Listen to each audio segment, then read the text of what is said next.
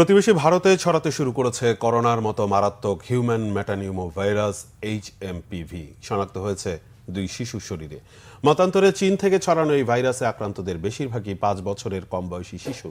সম্প্রতি চীন ও জাপানে ব্যাপকভাবে এই ভাইরাস ছড়ানোর গুঞ্জনের মধ্যেই ভারতে এইচএমপিভি শনাক্তের খবর এলো।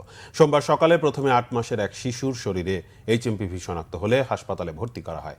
পরে 3 মাসের এক শিশুর শরীরেও এই ভাইরাস পাওয়া গেছে। কেন্দ্র সরকারের দাবি, চীনের এইচএমপিভি ভাইরাসের সাথে বেঙ্গালুরুতে পাওয়া ভাইরাসের কোনো মিল নেই। জরুরি বৈঠক করে রাজ্যবাসীকে অহেতুক উদ্বিগ্ন না হতে বলেছেন কর্ণাটকের স্বাস্থ্যমন্ত্রী দীনেশ গুন্ডু রাও। জানানো হয়েছে, আক্রান্ত 2 শিশুর কারোরই বিদেশ ভ্রমণের ইতিহাস নেই। 2023 সালে নেদারল্যান্ডস, যুক্তরাজ্য, ফিনল্যান্ড, অস্ট্রেলিয়া, কানাডা, যুক্তরাষ্ট্র ও চীনে এইচএমপিভি ভাইরাস শনাক্ত হয়েছিল।